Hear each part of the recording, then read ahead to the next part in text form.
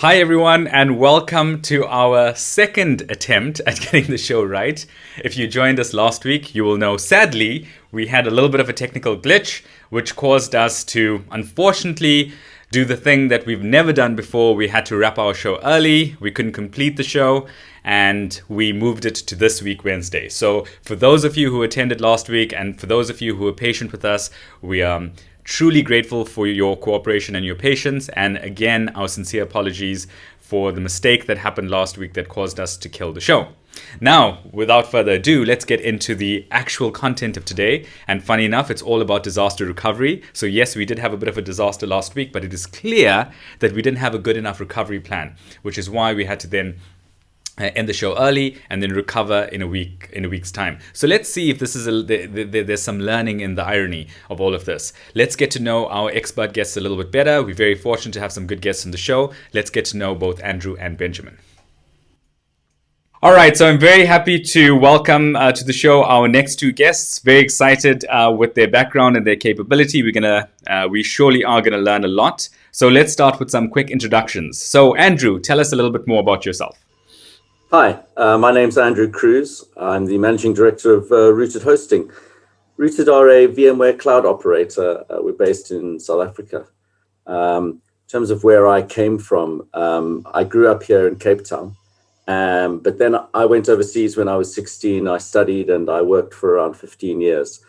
Initially investment banking, and then after a few years started a business providing managed services to small companies in London.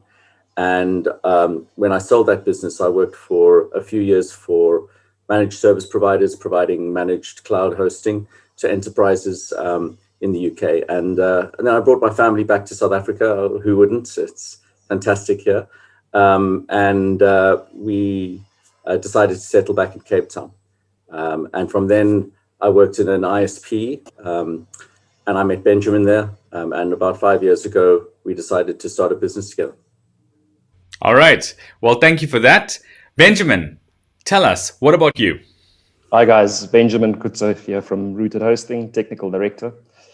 I'd say my passion for all things IT web connectivity related started in the early 2000s in high school on a 16K telecom dial-up line, reselling GoDaddy web hosting and learning all there is to learn about hosting and websites and emails.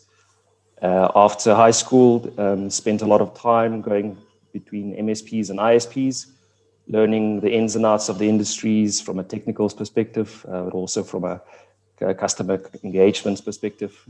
I met Andrew at an ISP a good few years ago, which is where the whole idea or the execution rather of Rooted Hosting came about. And 5 years later, here we are. That's awesome. So we covered quite a lot in those intros, and I know that there was a fair amount of detail, but maybe we can double click one level deeper here. Andrew, let's go back to you. How would you say that you got involved in this kind of work? What made you get into this? I mean, you said investment banking, and then you started working in the IT field. What made that happen? Yeah, I think investment banking was a good experience, but it was probably a mistake. I much prefer being in a world where I'm engaging on a technical level with other people. The genesis of Rooted is that we are a neutral and a non-conflicting cloud operator. We're not actually a cloud service provider. We don't provide managed services.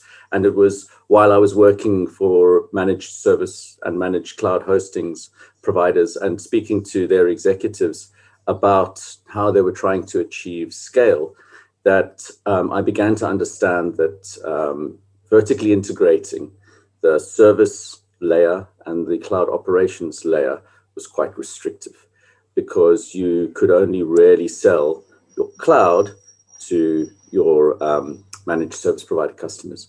Where if you didn't provide that managed service, then you were able to provide a non-threatening a platform that other managed service providers could use. So this all actually started probably around 9 or 10 years ago, when I understood that South Africa, being a bit further behind the rest of the world, would catch on to the whole cloud idea in time, and I took the learnings, the experience I had from working in that environment in the UK, and applied it over here. That's fantastic. Benjamin, what about you? What brought you to this point? We spent a lot of time, myself and Andrew, at our previous ventures, seeing the pains, I suppose, that customers feel when getting the wool pulled over their eyes, or inexperiences that are implementing solutions that they really shouldn't be. And it has a very big ripple effect on people's day-to-day lives, on their business infrastructure, on their business processes. And I think one of the conclusions that we came to was that we really should be better, as all service providers, at delivering rock-solid solutions that customers can rely on, that we can sleep at night, that they can sleep at night, but also that you shouldn't be arrogant to the point where you think that you can do it all yourself.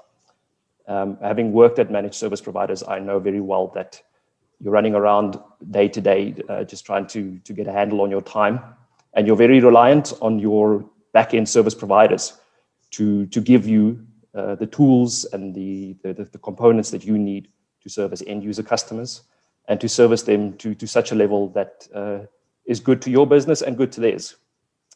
And that is a very big driving force, I think, behind what we're trying to do and what we're doing, what we've been doing for the past 5 years.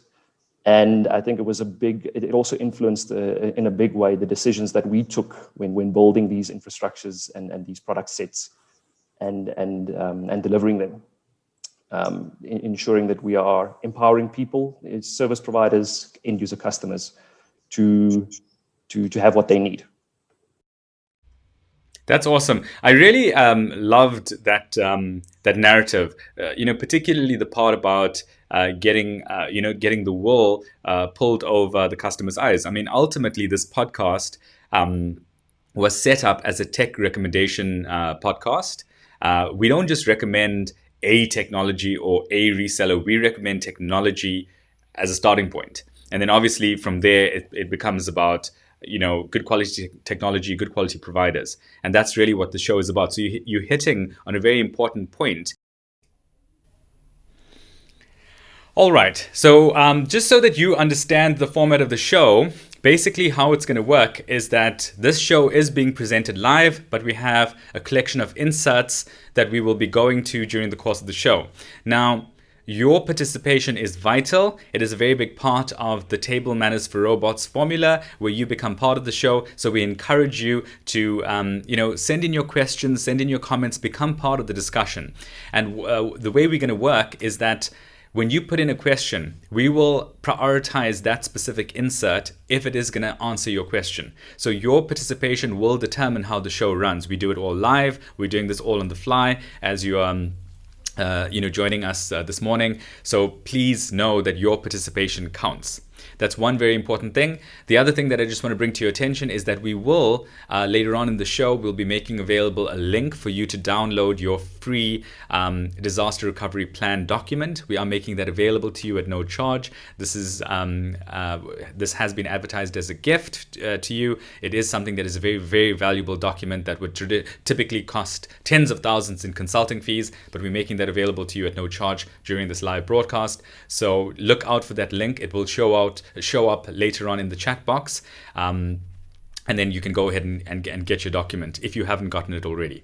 All right, so on that note, let's get a couple of terms cleared up. I know there's a lot of confusion on the subject of disaster recovery in this area. Let's get some questions answered and some myths debunked. So Andrew, let's go to you for this.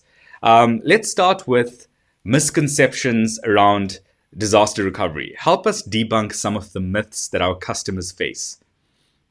I think one of the biggest challenges that people face generally when thinking about disaster recovery is having a bit of a confusion about what disaster recovery is versus what backup is. And I think the second biggest one is having a bit of confusion around what disaster recovery is versus what business continuity is. I probably want to start with that one. business continuity is an entire process of which IT is a part, an important part, but a part.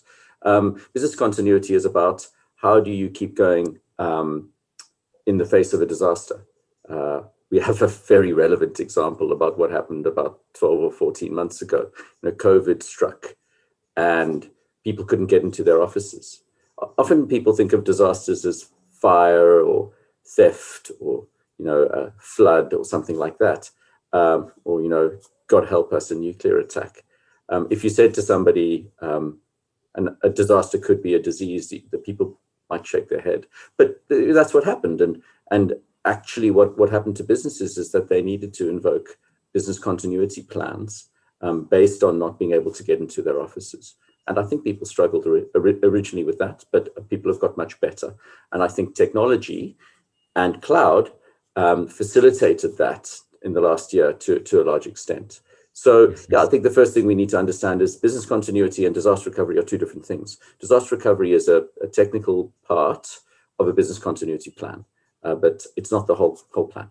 And the other one is backup and DR. Backup is about saving copies of your data outside their production environment. Backup doesn't talk around being able to recover. It doesn't talk about being able to continue in business. It doesn't talk around being able to restart any of those servers or services applications that you had been using.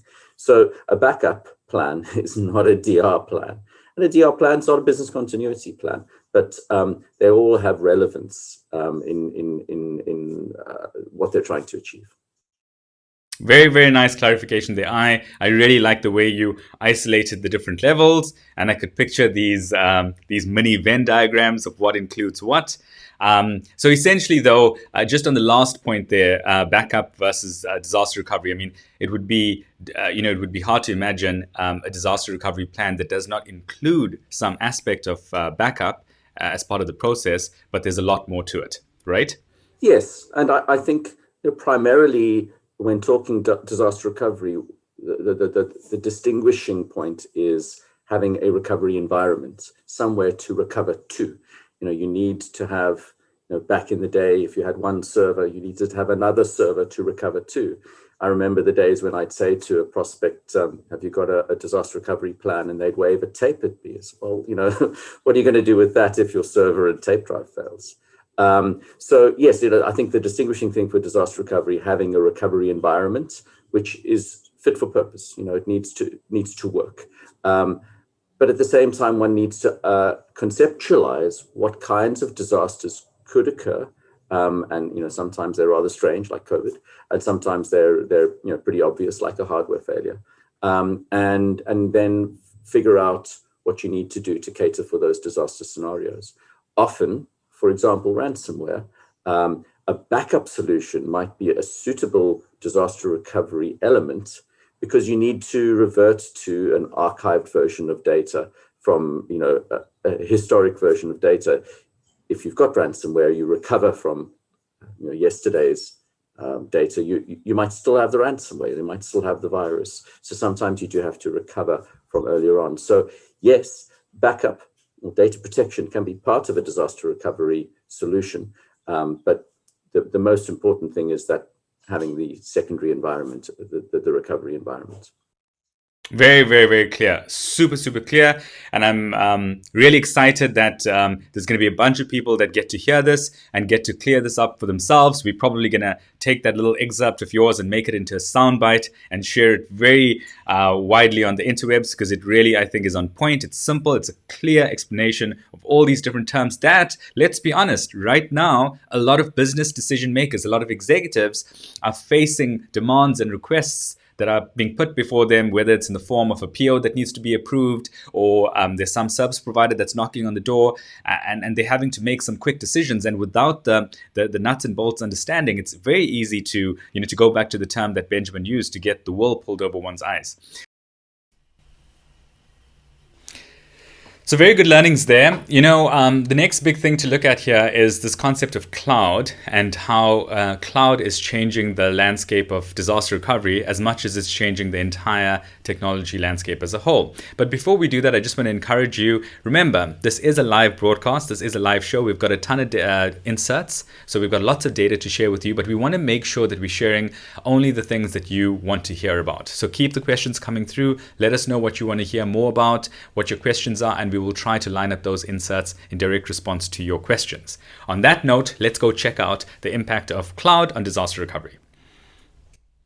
In terms of cloud and the adoption of cloud, pretty much everything is as a service right now. And we've seen a lot of the benefit of, enjoying the economies of scale that come with cloud that would be totally impossible for a smaller franchise, a smaller business to undertake by themselves. How does this apply back into the world of disaster recovery? How do we get that benefit of cloud in that world? So let's face it, we've been going through a period of time, maybe 6 or 7 years, where people have been cloudifying everything. Some people call it cloud washing. It has a bit more of a negative connotation. It's it's a bit like what people did with these coins, virtual currencies. Everything's about these virtual currencies. Everything's about the blockchain. It's trying to make things sexy and attractive by giving them a name. Ultimately, as a service and cloud are clearly overlaps. What we're talking about is not having to invest capital, not having to have trained IT specialists on your payroll in order to manage and operate infrastructure, and being able to achieve the same goal, or sometimes a better goal, by subscribing to a service on a monthly basis rather than upfront capital.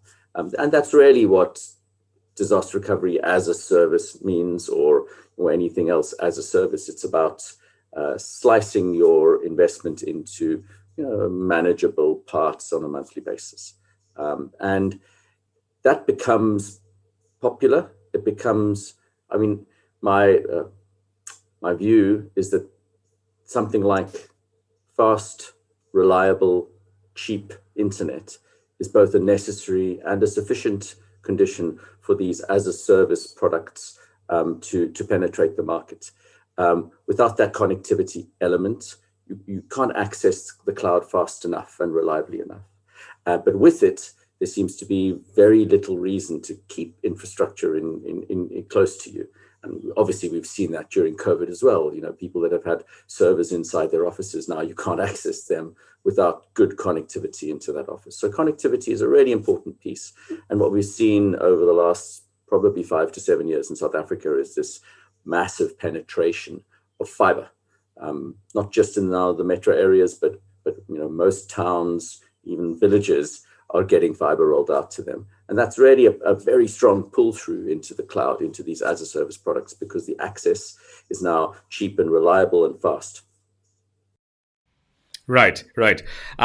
So on the subject of this cloudification, it doesn't just, we're not just seeing the effects on the technical areas of the business, in terms of maybe our what our server infrastructure in-house looks like. There's also a significant impact to how we manage our cash flow, or how we manage our expenses when it comes to IT related things. So tell us a little bit about how disaster recovery as a service could be impacted by the way in which the billing model works in this environment. The most important thing here is that cloud-based DR is designed very much towards the enterprise solution. It is when you're multi-tenanting an environment, you're building it for the highest common denominator. You're building it for your biggest customer. These are very highly robust, highly available solutions, which in the past have really only been available for your larger enterprises. They've really they're expensive solutions which only the larger businesses and the wealthier businesses could afford. And I think historically, DR has been a bit of a grudge purchase. It's a bit like insurance. You hope that you never have to face a disaster. So I think that one of the most important things about a cloud disaster recovery as a service product is that you're able to apportion some of that environment to smaller businesses. And this now, the ratio, you've got now a fraction of an environment for a fraction of the cost. It makes these services, these products affordable to smaller and smaller businesses. And I think it's really important that people understand that cloud disaster recovery as a service is within their reach commercially these days, because they don't have to pay huge amounts of capital and for technical expertise in order to run their own solution in-house. Right.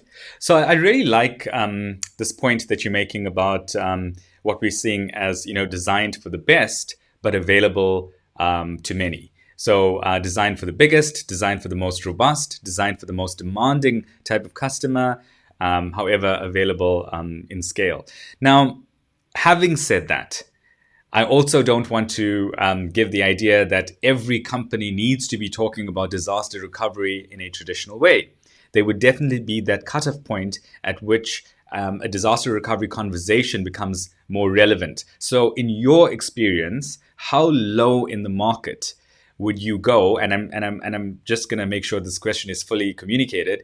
At which point, as the end customer, do I need to start thinking, I need to have a conversation with Andrew? Like, just give me a sense of size in terms of how low or how small the business should be, or how big the business should be in order to start thinking about this. I think all businesses, no matter how small, should be considering this. But it's a tricky one for, there's a mental hurdle about paying more money for something that you haven't been paying before. And so actually the conversation should mostly be about risk. Because if you don't have the money to pay for it, you don't have the money. I mean, and a lot of small companies don't have that extra money. But you may be able to find it if you can understand better what the risk is to not having a disaster recovery solution. So, we provide hosting and DR solutions within our cloud and into our cloud for customers. We do have one customer that only has one virtual machine, and yet they're paying for disaster recovery on that virtual machine as well, because it's important for them. They're a small company, but that machine is critical for them. So it really depends on what you do and what you use technology for. If it's something which is really a large part of your business and you can't afford to be down for days or weeks, then a DR solution, having a secondary location to recover to, is going to be worth the money. And it's something that you can achieve with cloud by having a slice of that solution for a fraction of the cost. Okay, fantastic. So that really does clear things up there for me. All right, so remember to keep those questions coming through. Chris Altman here is asking a question. Chris, thank you for joining the show. Awesome to have you here, bud. The question is, do you think it's important to have your backup disaster recovery processes in place prior to launching a cloud product? So we've got the next insert lined up that will tackle that question to some degree. And it's important to see this as part of a broader business continuity process in order to make sure that the disaster recovery aspect is covered, in line with the broader product strategy rollout. All right, so let's check this out. So let's keep going a little bit. Let's talk about this concept of data protection in the context of business continuity. Tell us about a bit about that. Well, we did touch on that earlier. I would suggest that some of the biggest disasters that companies face never get to make it into the public domain. And that's because they are either ransomware, which people don't want to admit to, or internal sabotage, which happens more often than you think.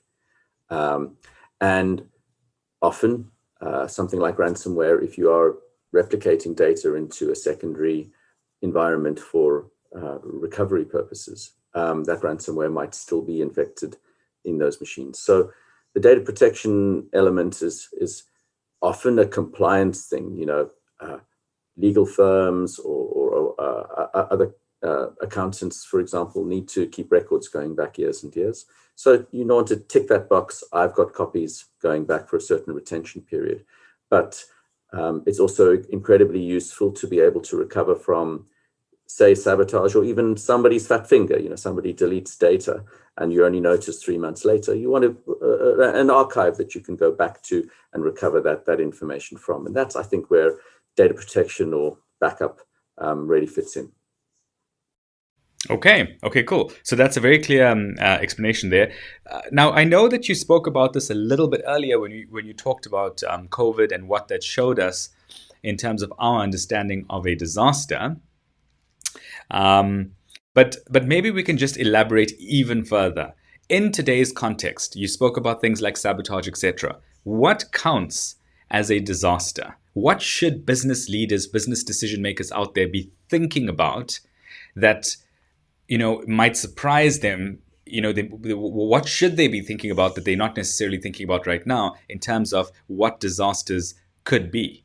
I think it's a key question to define what a disaster is. And I'll tell you why. When something happens and you have to make a decision, are we going to invoke disaster recovery or not? That is one of the biggest decisions you're going to make as an IT manager or CTO in your life, because invoking DR is an extreme solution to a problem. And it might be, let's talk about ransomware. It might be that your company wants to pay the ransom.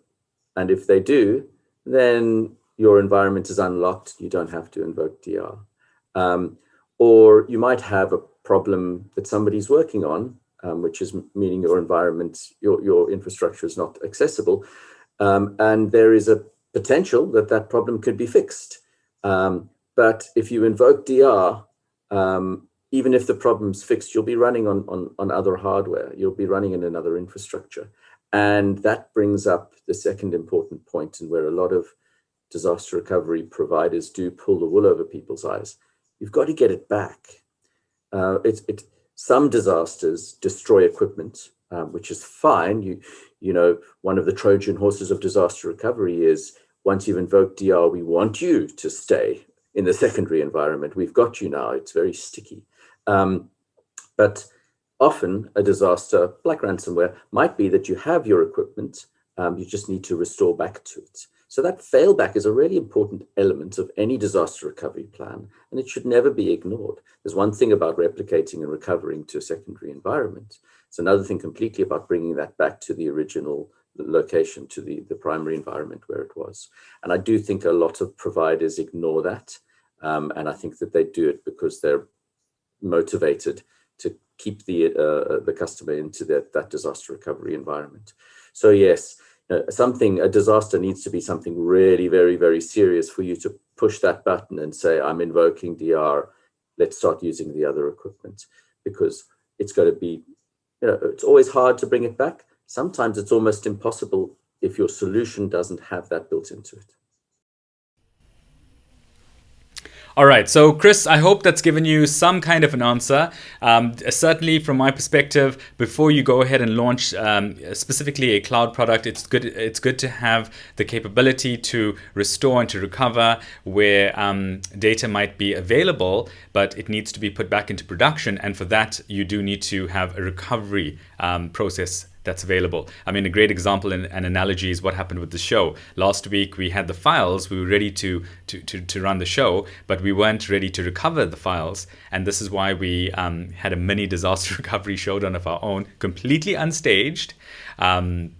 And then we had to repeat the show today because we just didn't have the ability to recover. So this for me was something that it was a learning that I took away from our expert guests when I also started understanding the importance of not just having the files on hand or the data at hand, but it's about the recovery process and being able to recover from the data in an instantaneous way. So I hope that gives you some kind of understanding that recovery aspect needs to be available when you're launching your product, or there might be trouble because having the data is not good enough. All right, so we do have another question there coming through. So, and Kekelo is asking, whose responsibility is it to invoke DR? Is it business or IT? Great question. Very important question.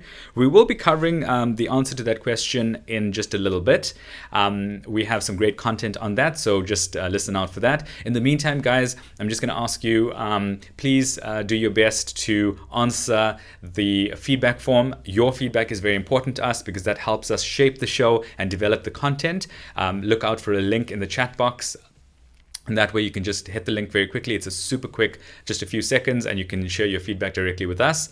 So do that, but that does not mean that the show is done. We are just about midway through, and we have a good chunk of content to still get through. And as a quick reminder, you will be receiving your end-to-end disaster recovery plan template from us. We've sourced a very, very thorough, comprehensive document, and that's going to be made available to you very shortly. So on that note, let's take a look at some of the compliance aspects to disaster recovery. What are the compliance things that force upon us the need to have a disaster recovery solution in place?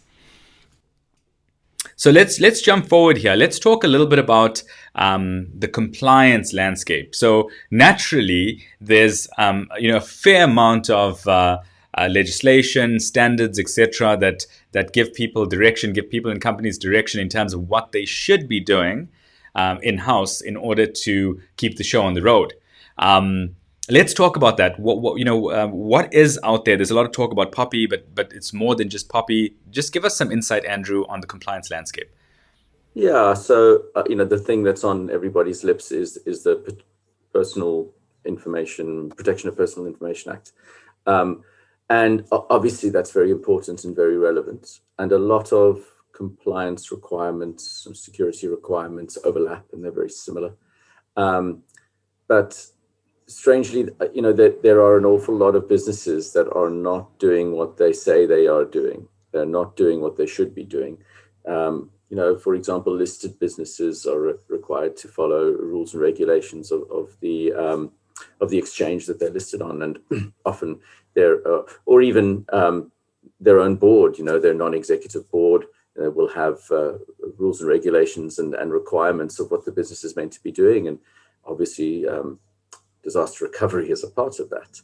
And we have seen a few large listed businesses have problems, which could have been resolved better if they had a proper DR plan in place, and they didn't. And now they're scrabbling, and now they're chasing their tail to get things in place. And I think it happens a little bit more than people realize because it doesn't really get released to the public. Just like those ransomware things. Yes, there have been stories over the last year, not just here in South Africa, but globally, about ransomware hitting certain businesses. But that's the tip of the iceberg. That's the 10% that you hear about. Ransomware hits other businesses and people pay, and that's what you don't hear about.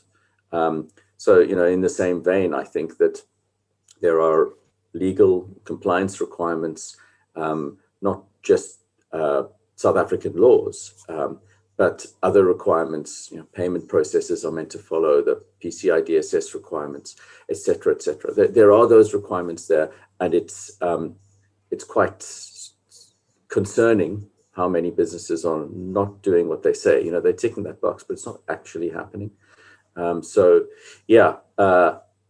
We think that people are picking up on this, and we think in particular the larger businesses are deciding that they can't take this risk any longer and are prepared to invest a bit more in this this grudge purchase, this insurance policy, which they really hope and pray they never have to call on. Tell me, beyond the compliance point, because obviously a lot of stuff, like you mentioned, there's this aspect of this insurance type purchase, perhaps a grudge purchase, a little bit of a tax. Beyond that, surely with increase in the more day-to-day kind of disasters, if that's even a correct term, people are starting to recognize the value of having something that has a lot of function, a lot of value in terms of the operations of the business, because we are seeing more incidents. that call for disaster recovery to be invoked. Can you give us any insight, into that? Is there a higher frequency today than we've seen a few years ago? Are there more day-to-day quality disasters? I think that there are many different types of disasters that just didn't exist 5 or 10 years ago. I remember the first time I received an email virus, that was probably 20 years ago, but nobody ever thought that that would lead to people, botnets taking over the PCs and laptops and sending spam. Nobody ever at that stage thought that bad actors could encrypt your data and then ask you for a fee in order to decrypt it. So I think that as technology expands, as we develop and grow that technology, our sort of IT landscape, more and more potential disasters can happen, and they become more and more public, and therefore they're more and more front of mind. So yes, I agree that there is a lot more chatter around data protection, offsite backup, disaster recovery, business continuity. And it's because we're seeing many more of these things publicly available in the press about what's happening to businesses. And it's not just bigger businesses that are being hit. It's not just profitable businesses that are being hit with these problems. Distributed denial of service attacks were happening to many ISPs about 2 years ago. And that was, nobody was targeting any particular customers. It was indiscriminate. So these things do happen, and I think that's what's kind of perked up people's their focus a little bit on that whole disaster recovery sort of approach, which maybe they thought was completely unaffordable and completely unnecessary 5 to 10 years ago. So we got a great question here from Alfred. Alfred asks, I'm aware cloud platforms like Azure automatically replicate your virtual machine in another region for disaster recovery. With that in mind, is it still relevant to create another DR? So of course, your individual organizational disaster recovery plan should include more than just the Azure component. Your disaster recovery would include your broader application set. It would include your broader platform portfolio. It would not be limited to that, to simply that which lives in Azure. But I think for a more complete answer to your question, and in fact also to Nkakolo's question, I think what we're going to do is we're going to go into a more specific insert. There's probably more than just one insert that's going to answer this question, so we'll go into a few inserts where we'll unpack this a little bit more. Folks who are attending, please note that we are looking forward to your feedback. Please go ahead, click that feedback link that's in the chat box, and it's just going to take a few seconds, and that's very important for us, so we know what to do better next time. Very important for those of you waiting for the disaster recovery plan link that will be shared after the next insert. I will do a reminder on that in just a second. So for now, let's go take a look at this concept of working with a managed service provider and knowing, how do we work with the MSP in order to get the disaster recovery plan set up. A lot of businesses, specifically your medium-sized businesses and upwards, are fairly well entrenched with an MSP, a managed services provider, in the here and now. They have existing relationships, contracts, etc. So before I go into some more detail on the subject of the MSP relationship, is it possible for someone to procure your services while still working with an MSP? If you could just help us understand that relationship a little bit better. Sure. In fact, that's our preference. We don't want to go in and step on anybody's toes. We don't want to break an existing relationship, which has probably been built up over a number of years. Even if that relationship isn't ideal, often I think enterprises are, scared of switching. Better the devil you know. So we're not really focused on interfering with that IT relationship that's already there. Our business is very channel focused. We like working with the service provider. We like working with the managed service provider or ISPs. or even web developers or software as a service providers. That's really our sweet spot. Again, it's not that we don't ever deal with end user customers, but we don't like those triangular relationships where people are pointing fingers at each other: the customer at the service provider at the cloud provider at the customer. So there needs to be an alignment there. So we work closely normally with service providers themselves. And we sit at the back end. We're the plumbing. We keep things going. We keep the lights on. We make sure that things work, and we train those service providers to use our platform. That's our traditional approach. Yeah, I mean, this is very heartening to know, because I'm sure there are going to be people listening out there who want to investigate this and who might have the reservation about the fact that they are working with an incumbent right now, and this frees them up to still have the conversation. So that's great insight. All right. So for those waiting for the disaster recovery plan template, we'll add it now to the chat box. So go ahead and enjoy that. There's just a little form there that you need to complete, and then you can download that form. We will have someone take you through the form. So it's not just, it's an entirely free service that we're making available to you. So there's absolutely no cost to you. You will not just receive the document, but you'll also get a phone call as a follow-up, just to make sure that you are aware of how to use it and what to do with it. All right. Now, on that note, I think we are in the meat here. We're really understanding the role of the disaster recovery stakeholders. And even if we are using an existing managed services provider, it doesn't mean that we now need to go to a new provider. We just need to learn how to better work with our existing providers so that we get our disaster recovery strategy working via our incumbent supplier. So let's just unpack a little bit more on that point. Let's see what we should be expecting from our current MSPs. Site. So Benjamin, let's pick your brain a bit here. If you could give us a little bit of advice in terms of, what should we, in the here and now, taking into account this landscape of increased disasters, if you will, what should our current MSPs be doing? What should we expect of them in the here and now? So I think it's very important that MSPs take a very consultative approach with the end user customers when it comes to implementing proper DR solutions that are fit for purpose. Part of that consultative approach is commercials, understanding commercially what aligns with what risks are willing to be swallowed by end user customers.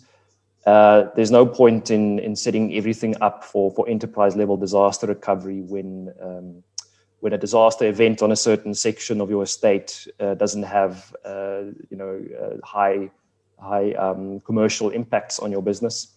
So they should be looking at first of all, evaluating risk and impact on the different components within the system as a whole. Then secondly, on a technical perspective, looking at ticking all the boxes of what is required when disaster recovery does get invoked. Not just in terms of the server infrastructure per se, but how do people access the recovery sites? Is there connectivity elements that needs to be considered? What about compliance related things, encryption, long-term archival recovery, things like that? So that is very much a consultative engagement from an MSP point of view. It's also one of the reasons that we prefer to work through channels when delivering these services. It's a very different skill set that's required to deliver these services very effectively to the end user customers. And it's not something that is aligned with what we necessarily do on a day-to-day. Like Andrew said, we're the plumbing, we're what sits underneath. We keep the lights on, we keep the show going, and we invest and spend all of our time and effort and expertise on improving the feature sets and enabling our MSP and service provider partners and customers. The actual client engagement and solution delivery is a different ball game, and MSPs should be focusing, end-to-end delivery for end user customers using service providers on the back that can deliver on all those requirements. All right, so it's obviously very important to now start thinking about things like costs. Being able to execute a strong and effective disaster recovery plan is costly. I mean, it's going to cost something. The question is, how can we bring down those costs, taking into account that we get to enjoy the economies of scale that come with cloud platforms. So let's take a look at the cost infrastructure.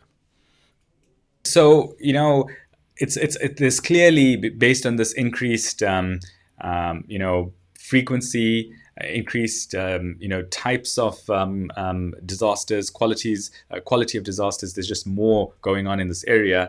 Clearly, people are prioritizing some kind of expenditure in this direction. And I know we touched on the fact that, it was a big company thing, and the higher quality solution was only available to the higher end customer. Let's talk costs for a second. All of this sounds expensive. It does sound like it's limited to just the upper end of the market. What advice do you have for people who are thinking about costs and thinking about making the right investments in this area? Well, I think one needs to distinguish in terms of what money you've got between a sort of absolute cost and a relative cost. If you have very little money to spare, then the absolute cost is going to be most important to you. But actually, the relative cost of disaster recovery is coming down dramatically. So, you're only buying a fraction of an environment. You often only purchase your subscription based on your usage, how many machines you're recovering, how much data, how much storage you're using. And therefore, it becomes just proportional to what you're already spending on your IT. Back in the day, a DR solution could be 50 to 75% of your production IT spend, if you take into account the hardware, the software, the location costs, facilities, co-location, etc., plus the additional spend that you need for more people to manage and operate that infrastructure. And now you're talking about more like 20 to 33% of your production IT costs. So relatively speaking, that is definitely coming down, and that makes it now more affordable for smaller businesses. But once again, if you don't have the money, you don't have the money, and then you have to swallow it. Yeah, very valid. So this leads right into this next point. Tell us a little bit about your business and your service offering, and how relatively inexpensive it is. Absolutely. So the last thing that you want to experience when invoking DR is that the environment that you're recovering to is not fit for purpose to run the infrastructure that you need for your business to operate. You're already in a flat spin with what has occurred, and now nothing's working on DR side. It's no position that anyone ever wants to be in. When we sell disaster recovery services, we sell it to our enterprise production locations where people run their enterprise production workloads on Daytoday. It's not a secondary or tertiary off-site location with hardware that's 10 to 15 years old. Secondly, and I think very importantly as well, is that our disaster recovery environments on our production environments comes with guarantees of availability of resources. We've heard of many incidents in the past where people have bought and paid for DR. And when it came to invoking DR, we're told that actually we don't have enough resources available to satisfy your demand. And that's also a position that you never want to be in, knowing that you've paid for something and now you can't actually use it because the data is there, but the service provider doesn't have the capacity available to service your DR needs. Third to that, I'd say advanced features and functionality in the solutions that are being presented. We cater for events where, for instance, you might want to do a partial DR failover because some of your estate has been corrupted or is inoperable, but not all of it is. And you don't want to move the entire estate into the DR environment. There's a lot of complexities that comes in with that and a lot of facilities that needs to be provided from a service provider's perspective or a managed service provider's perspective to make something like that happen. And that is, again, something that we, by default, cater for in our disaster recovery products. Okay. I think the key takeaway there is that if you're paying for an insurance policy, you need it to pay out when you have a problem. There's no point in paying for insurance when, your car is stolen and the insurer says, well, I'm just not going to pay. So it's very important for us to emphasize that our environment is there, ready and waiting. It is a production environment. It is very highly available, performant, and secure. And we have the sufficient resources for people to recover to if that's what they're paying for. The second element of that, in terms of that sort of cost discussion, is we do have sweet spots. Our environment is a VMware cloud. We've chosen VMware because it is the correct solution for enterprises, for people that want a secure, available, performant location for their business critical workloads. And therefore, there's a VMware connection there. Our solution is much better for people that are running VMware on premise already. And that might, I think, restrict some customers or some service providers from utilizing our service if their customers don't have VMware on premise. It's still possible to use our environment for disaster recovery. It just becomes a little bit more expensive on a proportional basis. So yeah, there is an ideal. For us, it's businesses that are running VMware on premise, or businesses that are running in our cloud, which is a VMware cloud, DRing into our other cloud location, which is independent. We've got platforms in Johannesburg and in Cape Town.